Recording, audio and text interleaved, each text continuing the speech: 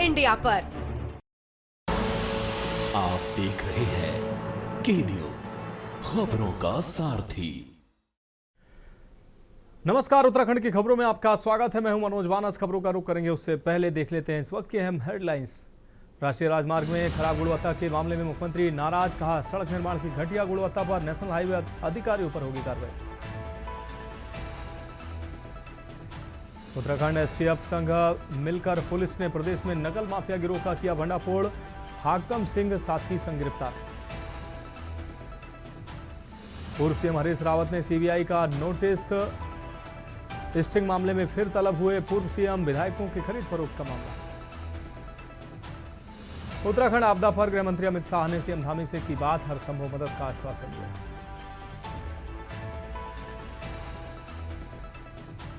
UPCL ने आपदा प्रभावित क्षेत्रों के लिए टोल फ्री नंबर जारी किया, कहा आपदा में बिजली जाए तो 1912 पर नंबर मिलाएं। उत्तराखंड में स्कूलों की टाइमिंग में हुआ बदलाव, अब आधा घंटा ज्यादा होगी पढ़ाई।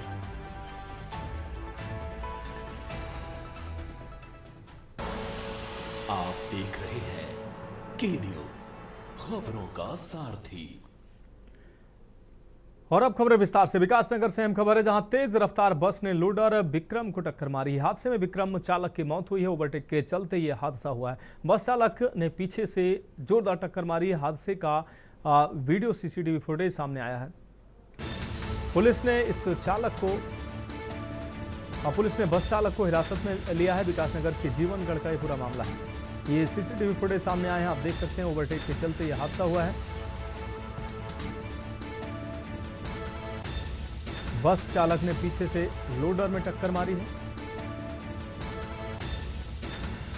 बस चालक ने पीछे से मारी है टक्कर। हादसे का सीसीटीवी फुटेज सामने आया। पुलिस ने बस चालक को हिरासत में लिया है। विकासनगर के जीवनगढ़ का यह पूरा मामला है।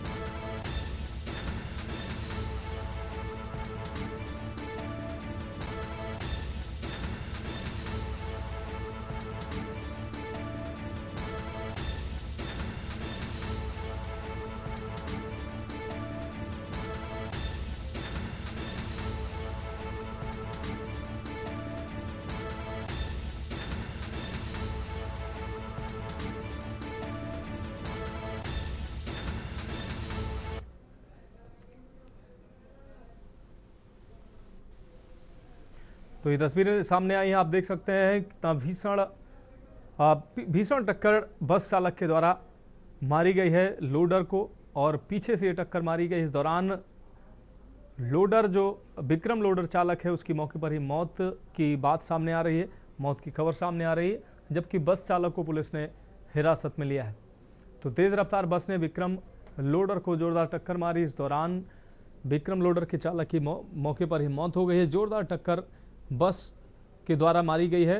पीछे से ये बस चालक के द्वारा जोरदार टक्कर मारी गई है। बस चालक को पुलिस ने हिरासत में लिया है।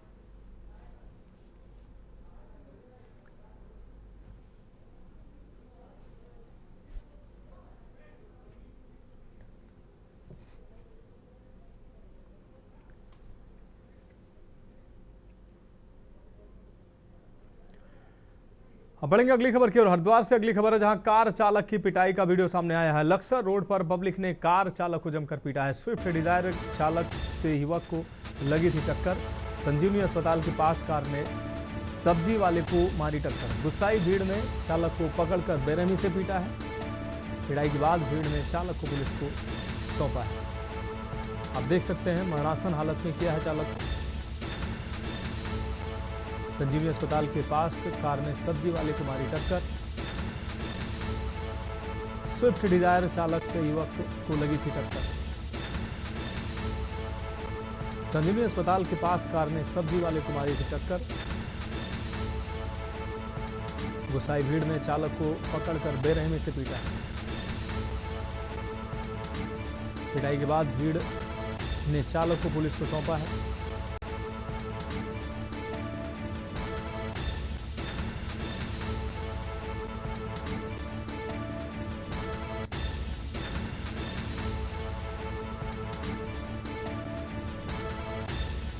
स्विफ्ट डिजायर चालक ने युवक को मारी थी टक्कर। आप देख सकते हैं बेरहमी से ही लोगों के द्वारा पीटा गया है।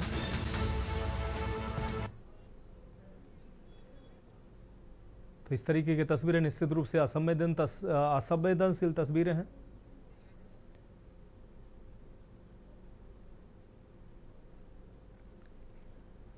अब बढ़ेंगे अगली खबर की ओर। खबर रुड़की से है, जहां बाढ़ की मार झेलते आ रहे स्थानीय बासिंदों के दिन बहुरना तय माना जा रहा है, क्योंकि क्षेत्र में white wave industrial smart city स्थापित होना तय माना जा रहा है। भारापुर ग्राम में ग्राम प्रधान हक्काम अली ने उद्योग महानिदेशक उत्तराखंड के साथ करार पर हस्ताक्षर करते हुए अपनी 50 बीघा भूमि इस प्रोजेक्ट के लिए समर्पित कर दी है। इससे पहले भी मिर्जापुर मुस्तफाबाद में ग्राम प्रधान मीर आजम आदि ने अपनी सैकड़ों बीघा जमीन इंडस्ट्रियल स्मार्ट सिटी स्थापित करने के लिए इकरारनामा के तौर पर वो कर चुके हैं। ग्राम प्रधान हक्काम अली का कहना है कि इस प्रोजेक्ट के पूरे होने पर गांव के युवाओं को रोजगार, व्यापार, शिक्षा, चिकित्सा और अन्य मूलभूत सुविधाएं घर बैठे उपलब्ध होंगी। उन्होंने ग्रामीणों के उज्जवल भविष्य के लिए और भी जमीन देने का वायदा किया है। योजना की सफलता को लेकर महाप्रबंधक पंकज सांडिल्य ने भी ग्राम प्रधान हक्काम अली की सराहना की। उन्होंने कहा कि सुरक्षित माहौल की गारंटी ने ही इस मेगा प्रोजेक्ट का रास्ता साफ किया है, जबकि खानपुर, लंढौरा और लक्सर में निवेशकों की रुचि सुरक्षा के अभाव में अधूरी रह गई थी।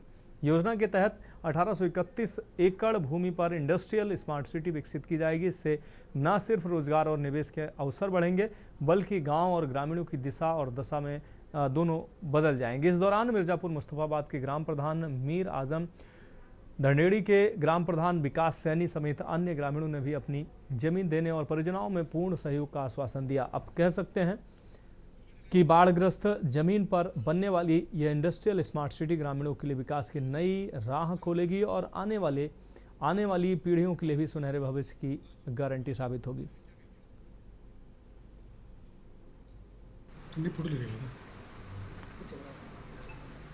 में जागरूकता आई है, काफ़ी तेज़ी से आई है, जिसमें हमारे विकास प्रधान जी, मीर आजम प्रधान जी और भी जो ग्राम प्रधान है, क्योंकि हमारा पॉलिसी है एग्रीगेटर पॉलिसी के तहत में हमें ग्राम प्रधान के जरिए, ग्राम पंचायत के जरिए ही आना है।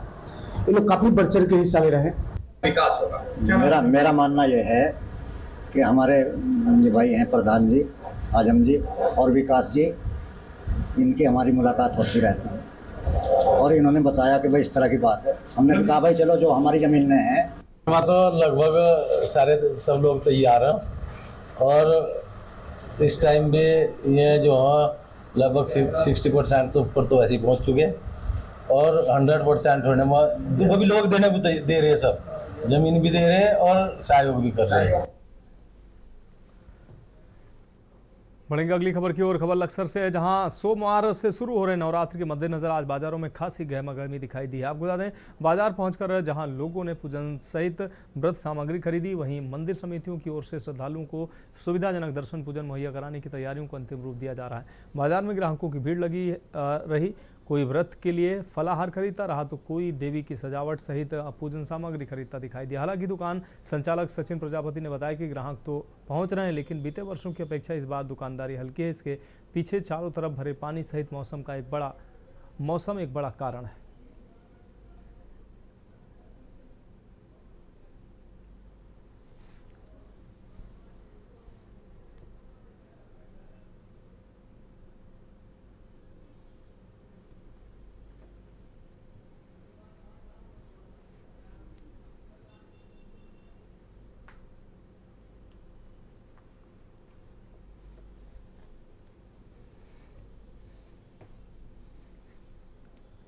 लगाया पिछले साल से काफ़ी, क्योंकि जो पानी वगैरह थोड़ा बारिश वगैरह से सब बहुत काम हल्का पड़ गया, क्योंकि गांव का आदमी बाहर आ नहीं पा रहा पानी की वजह से, फसलें ख़राब होगी तो इसलिए बहुत रोज़गार पर फ़र्क पड़ेगा। तो आप काफ़ी परेशानी हो गई, क्योंकि जैसे माल आता है उसका जाना आना, उनका लेन देन जो होता है वो उस पर फ़र्क पड़ जाता है। बढ़ेंगे अगली खबर की ओर। खबर हरिद्वार से है, जहां यूके SSC पेपर की गोपनीयता भंग होने को लेकर बड़ा मामला सामने आया है। उत्तराखंड स्वाभिमान मोर्चा के अध्यक्ष बॉबी पवार को पुलिस ने हिरासत में लिया है। पवार ने अपने फेसबुक अकाउंट पर दावा किया था कि आज सुबह 11 बजे होने वाली यूके SSC परीक्षा का पेपर उनके पास परीक्षा शुरू होने से करीब 15 मिनट पहले यानी कि 10:45 पर पहुंच गया था। इस पोस्ट के बाद पुलिस हरकत में आई और बॉबी से पूछताछ शुरू की। पुलिस और एसओजी की टीम ये जांच कर रही है कि बॉबी पवार के पास पेपर लीक का क्या सबूत है और उन्हें ये जानकारी कहां से मिली। अधिकारियों का कहना है कि पवार से लगातार पूछताछ की जा रही ताकि ये पता लगाया जा सके कि उनके दावों में कितनी सच्चाई है और इसके पीछे कौन लोग शामिल हो सकते हैं।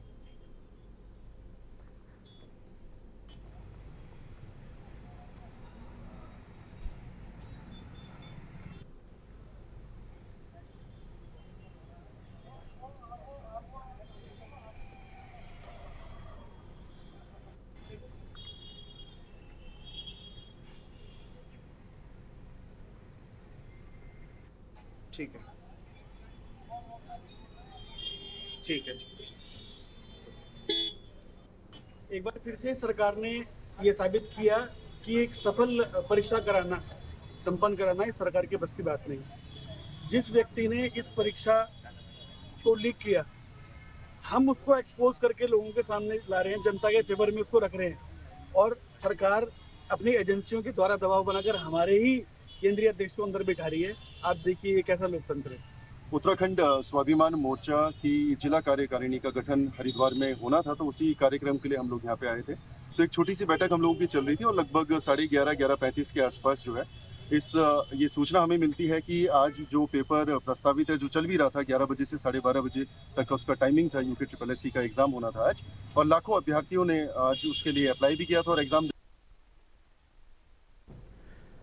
बढ़ेंगे अगली खबर की ओर। खबर कोटद्वार से है, जहां पुलिस ने मावाकोट स्थित बंद मकान में 15 सितंबर को हुई लाखों की चोरी का खुलासा करते हुए 3 साथी चोरों को गिरफ्तार किया। खास बात यह है कि पुलिस ने आरोपियों के कब्जे से चोरी किया गया पूरा माल बरामद किया है। SSP पौड़ी लोकेश्वर सिंह ने बताया कि मावाकोट निवासी महावीर सिंह चौहान ने कोटद्वार पुलिस में एक मुकदमा दर्ज कराया था। पीड़ित पक्ष से प्राप्त तहरीर में लाखों के जेवर सहित नकदी प्राप्त होने का दावा किया गया था। मामला दर्ज कर चोरी का खुलासा करने के लिए पुलिस ने लगातार जांच पड़ताल में पुलिस जुटी हुई थी। इस दौरान तकरीबन 500 CCTV कैमरों की फुटेज खंगालते हुए पुलिस ने आरोपियों की पहचान करने में जुटी थी। इस जद्दोजहद के चलते आखिरकार पुलिस लाखों के जेवरात बरामद करने में सफल साबित हुई।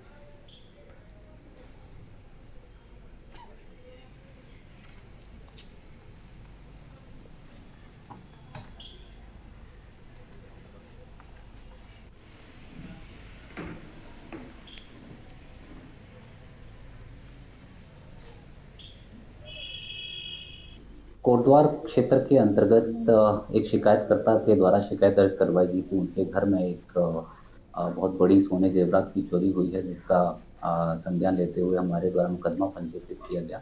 मौका मुआयना करने के उपरांत हमारी CIU व लोकल पुलिस की टीम के द्वारा 500 से अधिक कैमरे खंगाले गए और इस चोरी में 3 अभियुक्तों की पहचान हुई। इन तीनों अभियुक्तों की पहचान के उपरांत हमारी टीम्स के द्वारा इन तीनों की गिरफ्तारी की गई है और इनसे कुल 50 लाख से अधिक की सोने जेवरात की बरामदगी की गई है। इन तीनों की गिरफ्तारी करने के उपरांत आज माननीय न्यायालय में इन्हें पेश किया जा रहा है। फिलहाल खबरों में वक्त एक ब्रेक का, जल्द हाजिर होंगे। ब्रेक के बाद उत्तर प्रदेश की खबरों में एक बार फिर से आपका स्वागत है। अब बढ़ेंगे अगली खबर की ओर। प्रधानमंत्री नरेंद्र मोदी के राष्ट्र के नाम संबोधन को लेकर आभार जताया। CM धामी ने देवभूमि की जनता की ओर से प्रधानमंत्री मोदी का आभार जताते हुए कहा कि 5 और 18% के 2 GST स्लैब का लाभ अब कल से हर वर्ग को मिलना शुरू हो जाएगा। उन्होंने साफ किया कि उच्च वर्ग से लेकर मध्यम वर्ग तक सभी को इसका सीधा लाभ होगा। CM धामी ने PM के स्वदेशी आह्वान को उत्तराखंड में आगे बढ़ाने का संकल्प दोहराया। साथ ही बताया कि 22 से 29 सितंबर तक वे खुद राज्य के अलग अलग बाजारों में जाएंगे और लोगों को स्वदेशी उत्पाद अपनाने के लिए प्रेरित करेंगे। धामी ने दावा किया है कि इस फैसले के बाद 2 लाख करोड़ की GST में बढ़ोतरी होगी, जिससे राज्य को भी सीधा लाभ मिलेगा। बिल्कुल सही करा आपने, थैंक यू। थोड़ी आगे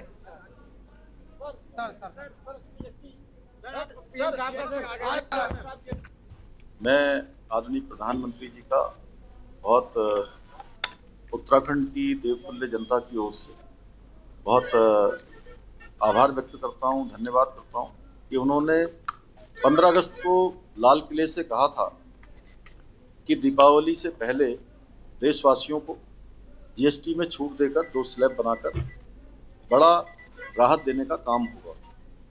प्रधानमंत्री जी ने बहुत पहले ही, क्योंकि नवरात्र के पहले दिन ही देशवासियों को ये सौगात दे दी है, जिसमें 5% का और 18% के अलग अलग स्लैब बनाए गए हैं, जिसमें अधिकांश वस्तुएं जो हमारे सामान्य उपयोग की हैं, सामान्य वर्ग को, मध्यम वर्ग को और उच्च वर्ग को, सभी को इसका बहुत लाभ होने वाला है।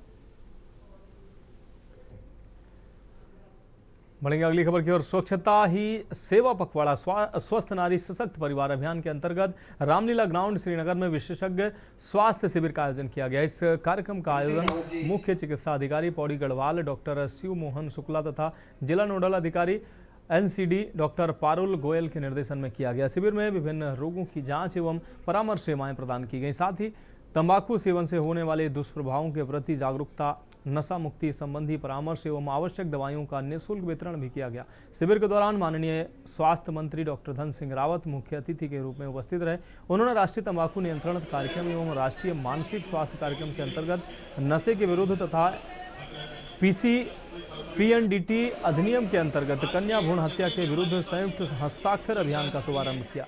इस हस्ताक्षर अभियान में प्राचार्य medical college Srinagar doctor Ashutosh Sayana, निदेशक गढ़वाल मंडल डॉक्टर CP त्रिपाठी, मुख्य चिकित्सा अधिकारी पौड़ी गढ़वाल डॉक्टर शिव मोहन शुक्ला, जिला नोडल अधिकारी डॉक्टर पारुल गोयल, संयुक्त चिकित्सालय श्रीनगर के मुख्य चिकित्सा अधीक्षक डॉक्टर गुसाई, श्रीनगर के क्षेत्र के पार्षदगण सहित अन्य गणमान्य नागरिकों एवं जनता ने बढ़ चढ़कर भाग लिया। सभी ने हस्ताक्षर कर इस अभियान को सफल बनाने का संकल्प लिया।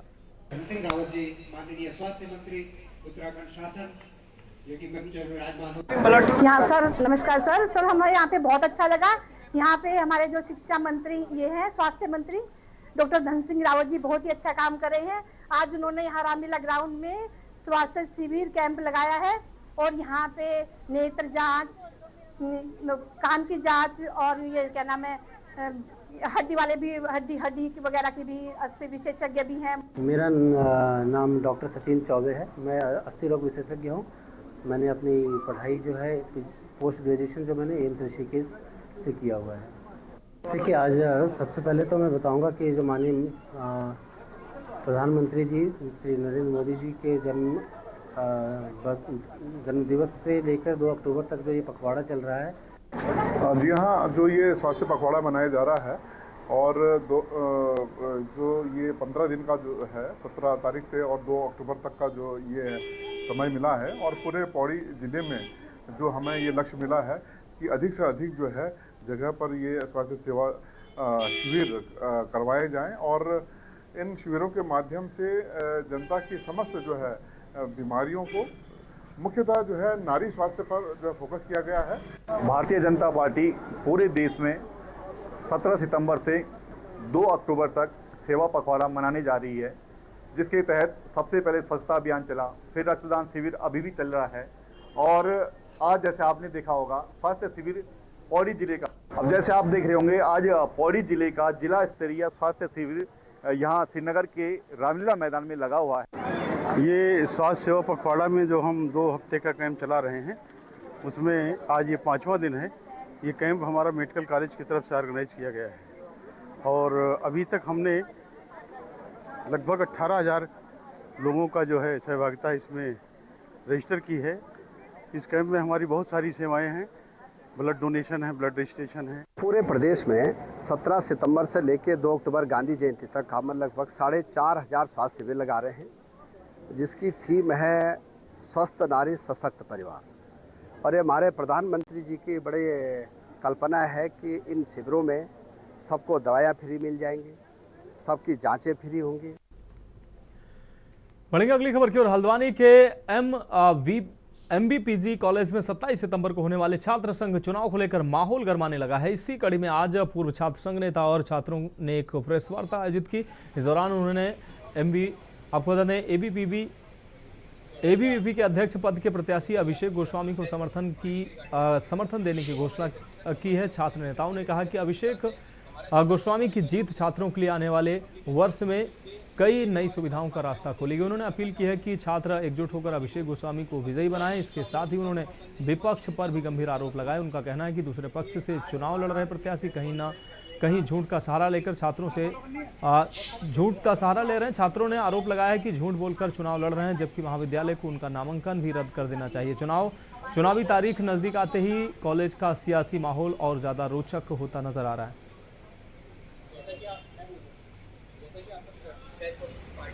लिंग 2 के नियमों के उल्लंघन कर रहा है।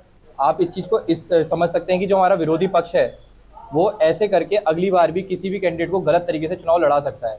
मैं इसलिए ये कहना चाहता हूं कि जो हमारा भाई अभिषेक गोस्वामी है वो इसी टाइप के फर्जीवाड़े को रोके, छात्र हितों की बात करे और छात्र हितों के लिए ही आगे काम करेगा। अगर मैं इसी हिसाब से दोबारा काम करना चाहूँ तो मैं अपने भाई संजय जोशी को दोबारा चुनाव लड़ा सकता हूँ।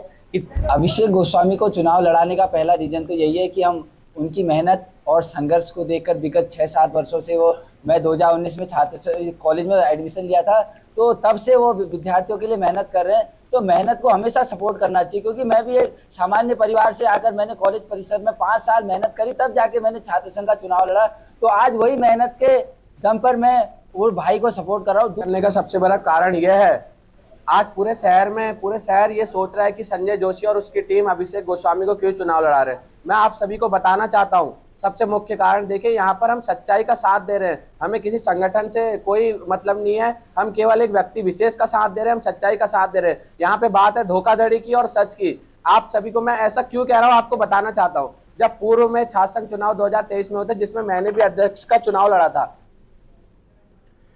बढ़ेंगे अगली खबर की ओर। पूरे देश और प्रदेश में भीषण आपदा के बाद कई लोगों की जान चली गई और हजारों लोग इसमें बेघर भी हो गए। पृथ्वी पक्ष के अंतिम दिन आज सभी दिवंगत आत्माओं की शांति के लिए सभी मसूरी कांग्रेस अध्यक्ष अमित गुप्ता के नेतृत्व में प्रार्थना और हवन किया गया, जिसमें दर्जनों कांग्रेसी कार्यकर्ताओं ने भाग लिया और मृत आत्माओं की शांति के लिए प्रार्थना की है। इस आपदा के तहत बेघर हुए लोगों को विस्थापन के साथ ही केंद्र और राज्य सरकार से पूरी सहायता देने की मांग की गई है।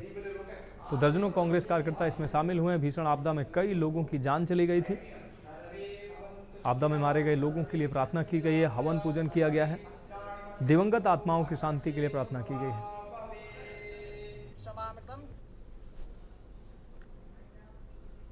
तो फिलहाल उत्तराखंड की खबरों में अभी के लिए मेरे साथ इतना ही। मुझे दीजिए इजाजत और आप देखते रहिए के न्यूज़ इंडिया।